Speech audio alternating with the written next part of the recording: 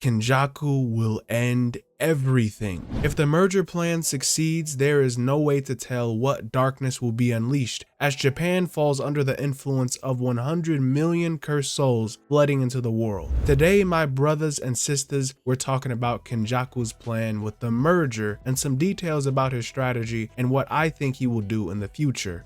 If you know anything by now, even in the midst of this powerful battle between Gojo and Sukuna, Kenjaku is lurking and cooking up the realization of his plan. This guy has to be watching this fight with the sternest gamer lean right now, because everything is riding on the results of this battle. 1,000 plus years of planning, scheming, backstabbing, binding vows, and some very sus activity in order to get to this point. You don't want to know the lengths Kenjaku had to go through for his plans, so Sukuna better not lose, as Kenjaku has a lot riding on this.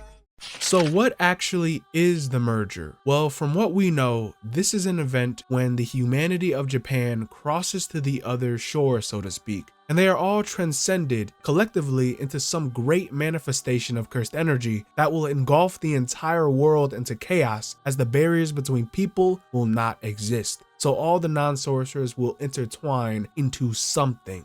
Kenjaku wants to create a being greater than a cursed spirit, greater than a non-sorcerer, greater than a jujutsu sorcerer, something that surpasses all human potential that even Kenjaku himself cannot even imagine. To do that, Kenjaku has to force humanity to evolve, and that was the purpose of the Culling games. He reincarnated humans, gave them power, both new and old, and fueled their cursed energy into the barriers that encompass Japan in order to curse the entire population of the country to become prepped for the merger. Jujutsu sorcerers are able to reject that merger, but regular people aren't so lucky, because they will serve as the fuel in the immense darkness that will envelop the world. And this is all possible because of Lord Tengen, the most powerful barrier user to ever live, and an immortal sorcerer that was once human but became more like a curse due to her aging process. As far as Jujutsu goes, Tengen is basically like a god, but her power is idle. She is a very neutral entity described as a shut-in, but kept these barriers in check and optimizes cursed energy so that Jujutsu exists primarily in Japan.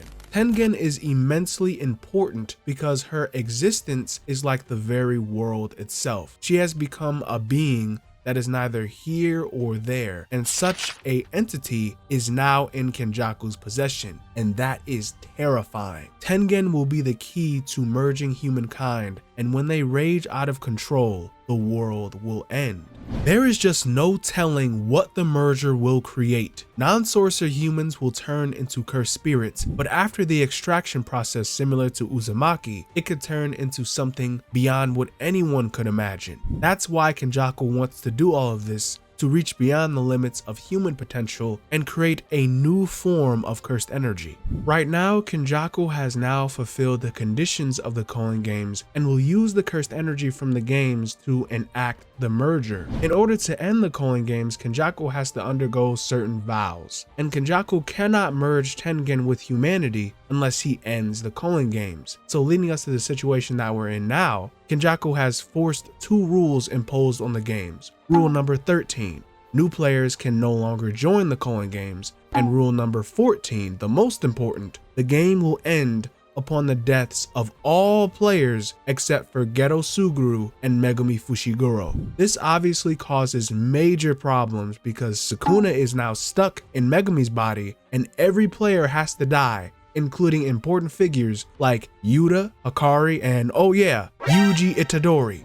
This rule means that they all have to perish in order for the merger with Tengen to commence. Obviously, Jujutsu Kaisen killing off Yuji, Yuta, Hikari, Angel, and more important figures just because they are players is kind of bad for the story. But you'd also have to consider the merger can actually end Jujutsu Kaisen. It could be the end of everything because all of Japan would fall and swallow the world in darkness. Effectively, this merger would create a new age for Jujutsu, and it seems like humanity will evolve with it, unless they can stop it. So our main cast will have to defeat Kenjaku prior to the merger unless Gege goes a different direction, because rule number 14 stipulates that all players, not including Megumi or Geto, have to die in order for the coin games to end. Gojo's release from Prison Realm made it impossible for Kenjaku to do anything to enact his plans against Jujutsu High, so Kenjaku proposed that Sukuna would have to deal with Gojo, and only after Sukuna wins or the battle concludes, then Kenjaku will make his big move. I don't think Kenjaku can take on the combined power of Yuta, Maki, Akari, plus everyone else, because they do plan on jumping him right after this Gojo vs Sukuna fight ends. Even if Sukuna wins, he'll have to face off against the Jujutsu High elites anyways right after, and Kenjaku himself stated to Sukuna that he has to keep his end of the bargain, to keep their fighting force occupied, which will leave Kenjaku free to do as he pleases, which obviously might be to eliminate the remaining players. Again, Kenjaku could possibly force another way to end the coin games. It's honestly more likely that Yuji in particular has to live because he has to settle things with Sukuna, and he has so much potential and purpose in the story as the MC. Kenjaku is Yuji's mother and expects a lot from him, yet Yuji's purpose technically has already served Kenjaku's plans, and if all Culling game players have to die, that would include Yuji. So I won't ignore the necessity of the Culling game players surviving in the story, but Kenjaku does make it clear that this is how he wants to end the Culling games. So to kill every remaining Culling game player is actually quite a task.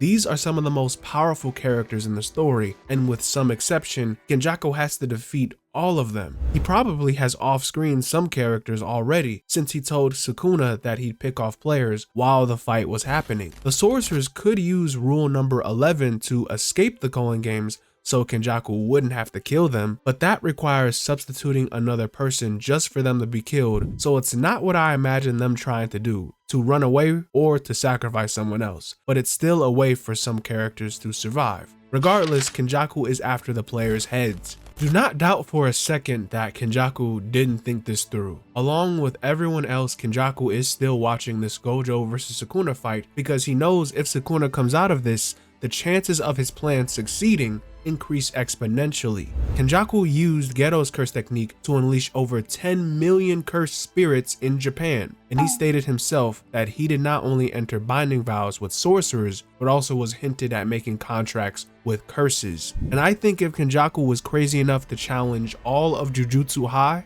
then he should definitely have ways in mind to kill them. I think the best curses in Kenjaku's possession or through another means are the big 3 vengeful cursed spirits, since they are among the most legendary curses in Japanese folklore. Some people may actually expect Kenjaku to slip into this battle and absorb Sukuna, kind of like how he did Mahito, but that not only takes a lot away from this fight in my opinion, but it also does not really make a whole lot of sense how or why Kenjaku would absorb Sukuna, since Sukuna's vessel is human and Uzumaki would extract a one-time curse technique or just recycle it for cursed energy. But regardless, Kenjaku cannot do anything with Sukuna while Gojo is here present. But the biggest thing about Kenjaku's plan is ending the Culling game while also being able to complete the merger. He could take down the bond barriers to end the Culling games, but there would be no merger then. So Kenjaku opted for rule number 14. Due to the game's complexity, he had to take on certain binding vows to end a never-ending game. And we do not know how he did this, but if he made such a specific rule to kill all the players besides Geto and Megumi, then it's probably not so simple just to end the Culling games just on a whim, but due to the vows that Kenjaku made himself, he obviously had to make the conditions quite a bit more complex. Overall, Kenjaku is cooking. You can always bet that he has an underlying strategy in place, and this merger plan has been 1,000 plus years in the making. Kenjaku will ascend all forms of cursed energy past the depths of human potential and create something far beyond anyone's imagination. If it came down to it, if the merger did happen, I'm not sure if even the strongest characters like Gojo could even stop something like that, but maybe, just maybe, the sorcerers would be able to stop Kenjaku before it gets to that point. But that's just what I think. Please share your own thoughts on Kenjaku and his plan to start the merger and what he plans to do toward the end of the series. I'd love to hear you guys' input and theories below. Real soon, we are going to see the full conclusion of Gojo versus Sukuna, and when it comes down to it, Kenjaku threatens the future of all jujutsu and all of humankind, and I cannot wait to see just how he does it. You amazing brothers and sisters, take care. This has been Enemy Stand User, and I'll see you guys in the next one. Bye-bye.